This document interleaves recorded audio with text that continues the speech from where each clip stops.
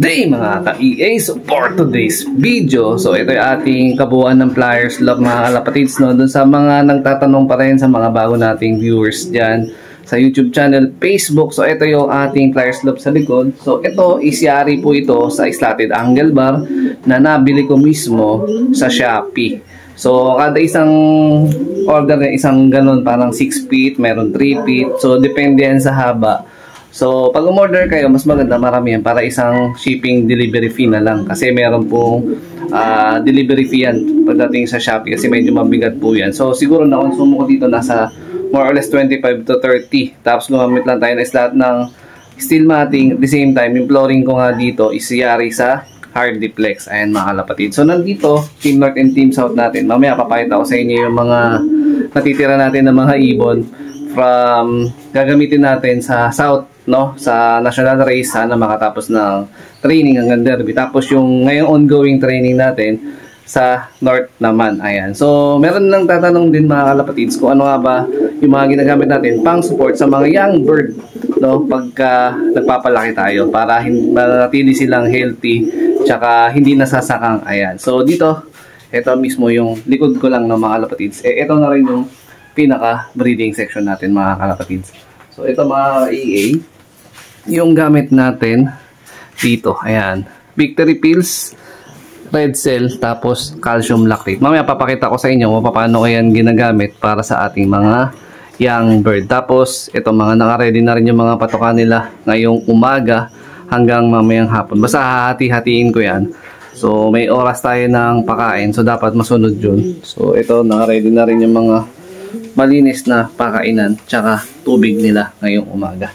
Ito, dito lang ako medyo mas naaga nagpakain kasi ito is mayroong bagong pisa. No, so speaking of bagong pisa, ito is nasa 4 days old pa lang. So, kagaya sabi ko, nagbibigay tayo ng pan-support ng mga gamit natin. Sa EA Love gamit to.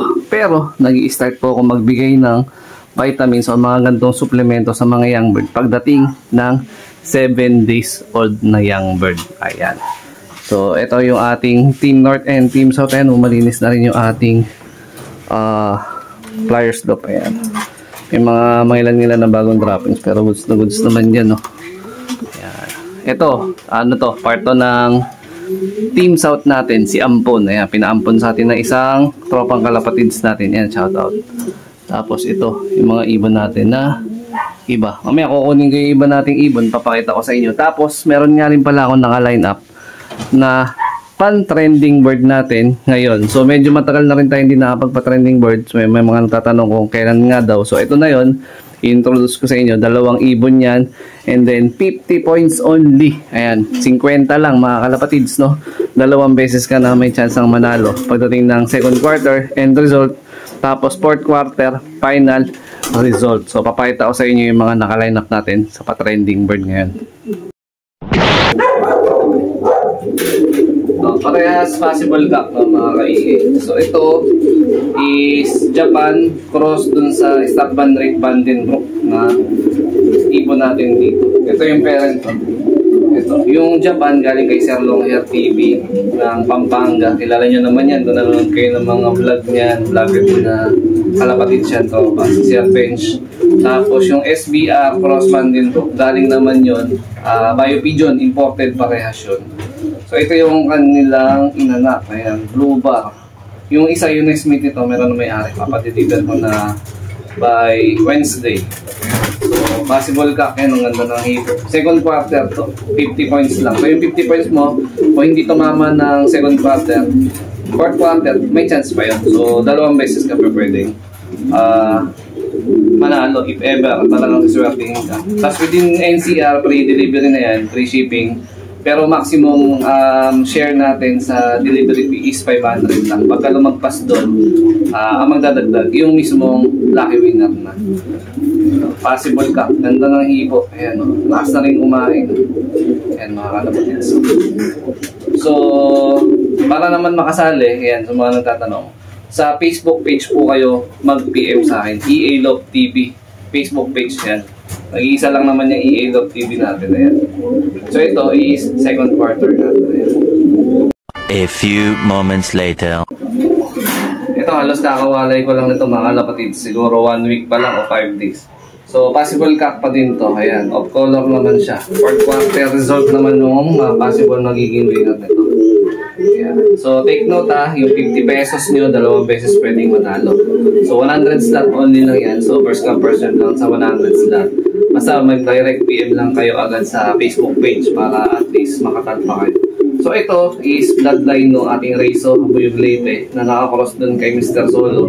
Magaling kay Sir Michael Tolentino. So, yung mismong tatay nito, may lipad ng South. Pero yung pinaka-ninuno nito, yung direktang lolo nito, is Solo MacArthur, clacker from MacArthur to Bataan. Ayan. So, meron na rin akong full seed nito. Nandito na rin sa Flyers Log. Pang South natin. Tapos may half seed din to sa akin na kulay pula rin. Nilalaro ko ngayon sa training. So, possible hanggang North yun. Yun. Naka-old bird lang yun. Old bird kasi naka-commercial rin na. Ito.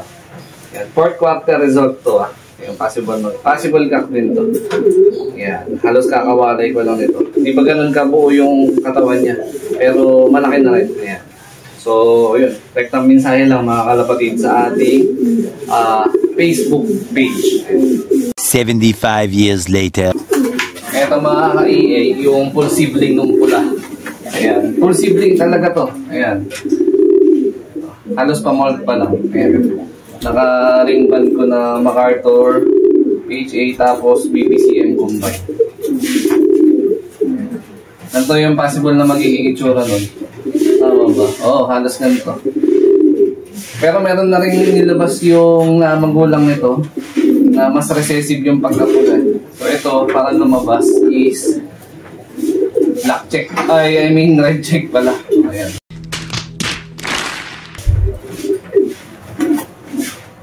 Ganda ng hipo. Ganito pag nag-mature yung katawan nun. Yan. Bubuka at bubuka. Cock din to eh. Yan.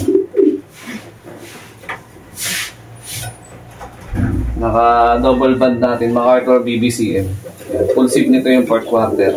Tapos yung naka-second quarter latag natin. Meron din yan ditong kapatid. Yung mga nilalatag kasi natin sa ngayon dyan is mga XSYB lang natin na breed. Yan. Tapos after siguro mga by 2 months ago o 2 months later, magpapahinga na rin ng mga breeder natin. Ito half sibling lang to. Kapatid to sa Reiso, sa hen, kapatid sa nanay pala, sa dam. Yan. Ito mas recessive yung pagkapula nito. Pang north naman ito. Cock din to. Yan. Blood related doon sa speedbird natin na nag 5 times pulling winner natin nung last out lang. Doon naman sa Japan line natin, ito kapatid sa tatay. Kapatid sa Japan. Cock din to. Maganda rin ang hipo. Pero, ayan o. Mature na rin. Medyo matulis lang din yung yung buto sa gitna. Tawag doon. Basta yun. Pero maganda na balikat. Malaki balikat. Pang south din to. Double band. Pero may full sibling din to sa akin. Si Tokyo. Nakapang north naman yun. Young bird ng SJ yun. Kaya lang, wala lang ang SJ. So, inadapt siya ng TDFC. So, may lalaro ko yun sa TDFC.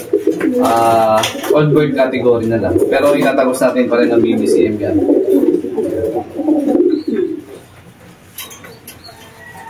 Mga pamort pa lang to. Pamorting pa lang. Ayan. Japan line. Cross Lady Mina to. Yung Javier Leyte finisher ko. Ayan. So, dun sa mga gusto at interesado akong tumalpak, ayan, sana masuportahan nyo ngayon. So, baka kasi pagtapos ito, medyo matagal ulit bago tayo makalatag. So, right na mensahe lang sa Facebook page. So, ito yung red cell, no? So, 7 days old up to 20 days, once a week pa lang. Pag na 21 days up to 2 months, ayan, ginagawa ko ng twice a week. So, yung gapatak, halos ganito lang. Yan, ito lang. Ganyan lang karami. Concentrated na kasi to. Mababasa nyo naman sa likod kung paano yung dilution niya pag hinahalo sa tubig. So, dahil hindi natin nahahalo sa tubig itong mga kalapatids. So, halos ganyan lang siya. Ganyan lang kakonti. Napatak lang talaga, literal. Tapos, napaka-importante, calcium. pang support to sa balahibo, sa katawan, tsaka yun nga, yung para mas magiging maganda yung tindig ng YB nyo, hindi masasakang support natin to sa mga YB.